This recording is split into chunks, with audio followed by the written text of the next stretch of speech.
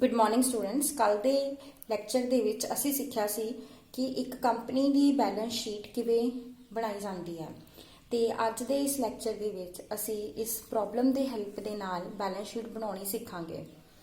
Following balances have been extracted from the books of Ojas Limited on 31st March 2018.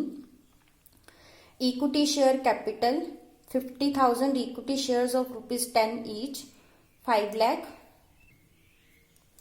General reserve 1 lakh, 12% debentures 4 lakh, debit balance of statement of profit and loss 50,000, plant and machinery 4 lakh, government bonds 3 lakh, cash at bank 1 lakh and inventories 1,50,000.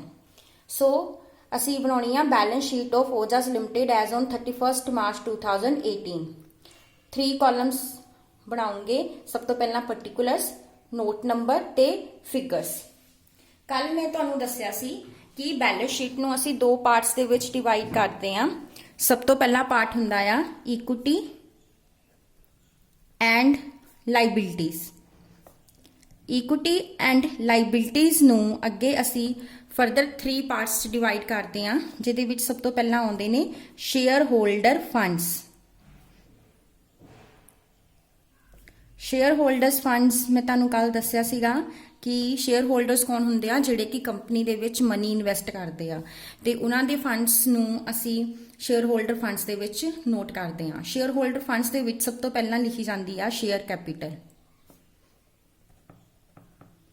ਹੁਣ ਇਸ question ਦੇ ਵਿੱਚ equity share capital ਕਿੰਨੀ ਆ? 50,000 equity shares ਨੇ, ਇੱਕ share 10 ਰੁਪਏ ਦਾ। ਸੋ 50,000 ਨੂੰ 10 ਨਾਲ ਮਲਟੀਪਲਾਈ ਕਰਾਂਗੇ 5 ਲੱਖ। ਸੋ ਤੁਹਾਡੀ ਸ਼ੇਅਰ ਕੈਪੀਟਲ ਹੈਗੀ 5 lakh. Second, reserve and surplus. ਇਸ ਕੁਐਸਚਨ ਦੇ ਵਿੱਚ ਇੱਕ ਤੁਹਾਨੂੰ ਜਨਰਲ ਰਿਜ਼ਰਵ ਦਿੱਤਾ ਹੋਇਆ 1 ਲੱਖ ਦਾ, ਉਸ ਤੋਂ ਇਲਾਵਾ debit balance of statement of P&L ਦਿੱਤਾ ਹੋਇਆ ਆ 50,000 ਦਾ। ਸੋ ਅਸੀਂ ਕੀ ਕਰਨਾ, ਸਭ ਤੋਂ ਪਹਿਲਾਂ ਰਿਜ਼ਰਵ ਐਂਡ ਸਰਪਲਸ ਦਾ ਇੱਕ ਨੋਟ ਤਿਆਰ ਕਰਾਂਗੇ ਔਰ ਜੋ ਫਿਰ ਨੈਟ ਫਿਗਰ ਆਏਗੀ ਉਹਨੂੰ ਅਸੀਂ ਇੱਥੇ ਲਿਖਾਂਗੇ। ਸੋ ਅਸੀਂ ਨੋਟ ਨੰਬਰ 1 ਤਿਆਰ ਕਰਾਂਗੇ। ਨੋਟ ਨੰਬਰ 1, ਜਨਰਲ ਰਿਜ਼ਰਵ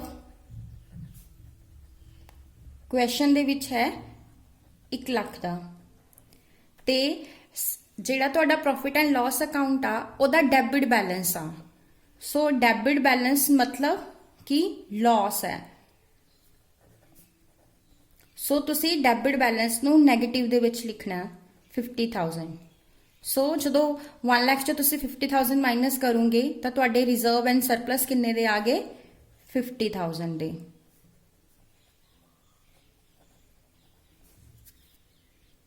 ਹੁਣ ਇੱਥੇ ਤੁਸੀਂ ਕਿੰਨਾ ਲਿਖ ਦੇਣਾ?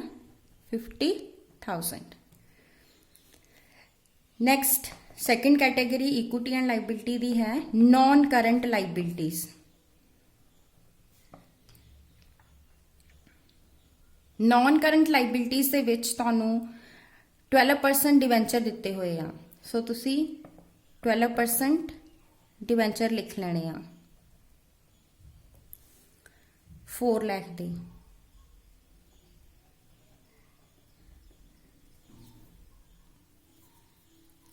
ਤੀਸਰੀ ਕੈਟੇਗਰੀ ਹੁੰਦੀ ਆ ਕਰੰਟ ਲਾਇਬਿਲਿਟੀਜ਼ ਦੀ, ਬਟ ਇਸ ਕੁਐਸਚਨ ਦੇ ਵਿੱਚ ਤੁਹਾਨੂੰ ਕੋਈ ਵੀ ਕਰੰਟ ਲਾਇਬਿਲਿਟੀ ਨਹੀਂ ਦਿੱਤੀ ਹੋਈ। ਸੋ ਇੱਥੇ ਹੀ ਤੁਸੀਂ ਆਪਣੀ ਲਾਇਬਿਲਿਟੀ ਸਾਈਡ ਦਾ ਟੋਟਲ ਕਰ ਦੋਗੇ। 9,50,000 total of liability side. Second, ਹੁਣ ਤੁਸੀਂ ਬਣਾਉਣੀ ਆ ਐਸੈਟ ਸਾਈਡ। ਸੋ ਐਸੈਟ ਸਾਈਡ ਦੇ ਵਿੱਚ ਸਭ ਤੋਂ ਪਹਿਲਾਂ ਅਸੀਂ ਲਵਾਂਗੇ ਨॉन ਕਰੰਟ ਐਸੈਟਸ।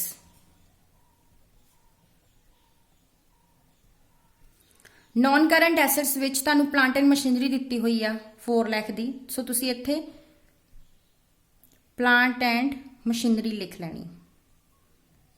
ਉਸ ਤੋਂ ਬਾਅਦ ਸੈਕੰਡ ਕੈਟੇਗਰੀ ਆ non current investments. Non current investments ਤੁਹਾਨੂੰ गवर्नमेंट बॉन्ड्स ਦਿੱਤੇ ਹੋਏ ਨੇ, ਕਿੰਨੇ ਦੇ? 3 ਲੱਖ ਦੇ। सो तुसी इत्थे 3 लाख लिख लेना। और थर्ड कैटेगरी आ करंट एसेट्स की। हुण करंट एसेट्स तुहानूं 2 दिते हुए आ, एक कैश एट बैंक आ, एक इन्वेंटरीज आ। सो असी हुण इहदा नोट नंबर 2 तैयार करांगे। नोट नंबर 2 एक तुहानूं दिता होया कैश, दूसरी दित्तियां होईयां इन्वेंटरीज। कैश एट बैंक है 1 लाख तो इन्वेंटरी है 1,50,000। सो टोटल कितना हो गया 2,50,000।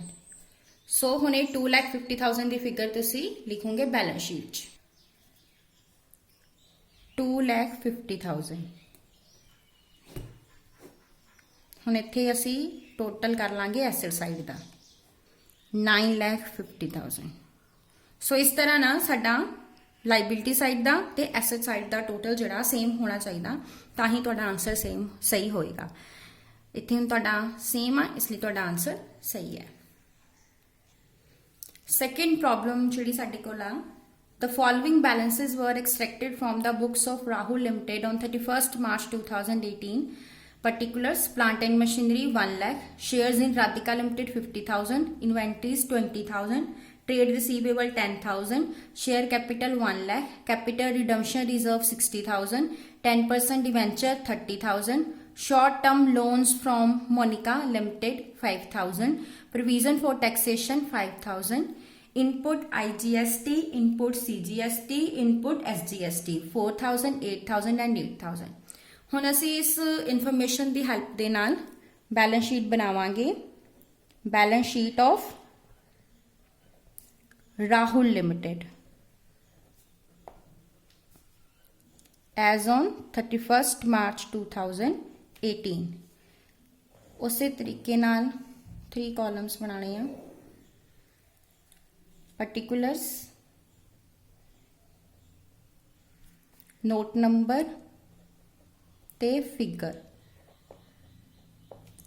सब तो पहला इक्विटी एंड लाइबिलिटी।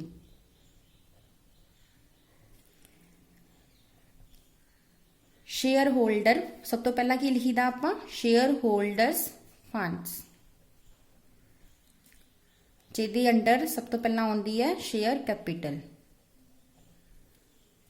हुण इस क्वेश्चन दे विच शेयर कैपिटल तुहानूं दित्ती हुई आ 1 लाख दी। उस तो बाद रिजर्व एंड सरप्लस। इस क्वेश्चन दे विच तुहानूं कैपिटल रिडम्पशन रिजर्व दिता होया आ 60,000 का।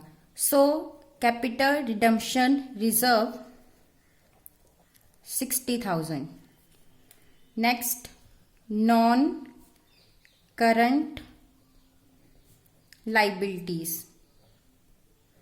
नॉन करंट लाइबिलिटी दे विच तुहानूं दिते होए आ 10% डिवेंचर।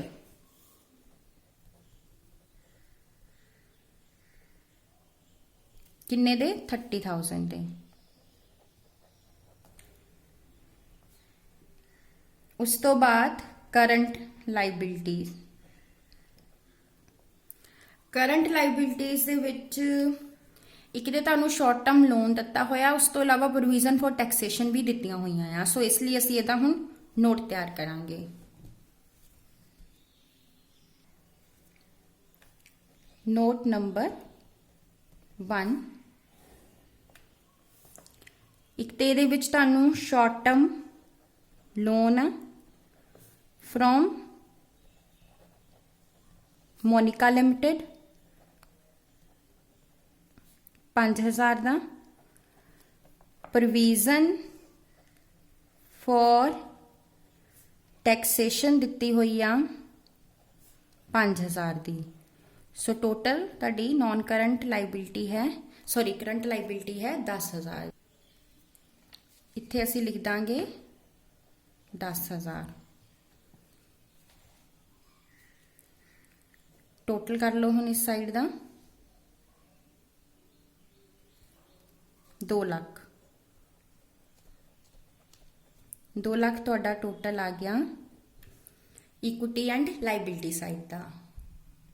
ਹੁਣ ਅਸੀਂ ਬਣਾਵਾਂਗੇ ਐਸੈਟ ਸਾਈਡ। ਐਸੈਟ ਸਾਈਡ ਦੇ ਵਿੱਚ ਸਭ ਤੋਂ ਪਹਿਲਾਂ ਤੁਹਾਡੇ ਆਉਂਦੇ ਆ non current assets. Non current assets ਦੇ ਵਿੱਚ ਤੁਹਾਨੂੰ ਪਲਾਂਟ ਐਂਡ ਮਸ਼ੀਨਰੀ ਦਿੱਤੀ ਹੋਈ ਆ। ਪਲਾਂਟ ਐਂਡ ਮਸ਼ੀਨਰੀ ਹੈਗੀ ਆ 1 ਲੱਖ ਦੀ।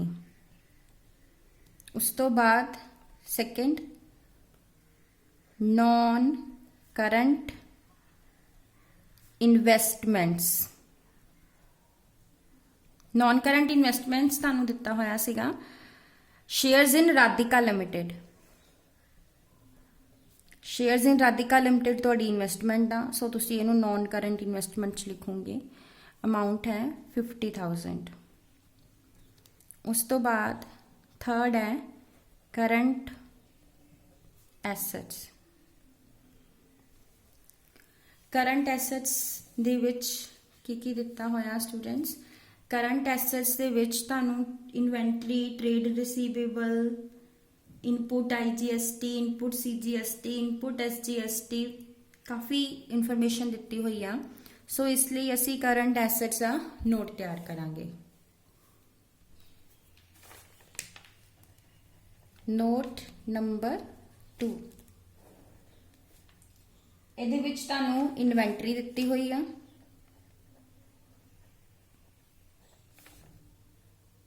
$20,000 ਦੀ। ट्रेड रिसीवेबल 10,000 ਦੇ। ਉਸ ਤੋਂ ਇਲਾਵਾ input IGST 4,000, input CGST 8,000, input SGST 8,000। So total हो गया 50,000। 50,000 दी तुहाडी टोटल करंट एसेट्स ने। करंट एसेट्स किन्ने आए साडे 50,000 दे। सो टोटल एसेट्स का टोटल कितना हो गया 2 लाख। साडा लाइबिलिटीज का टोटल भी 2 लाख सीगा ते एसेट्स का टोटल भी 2 लाख हो गया। Thank you.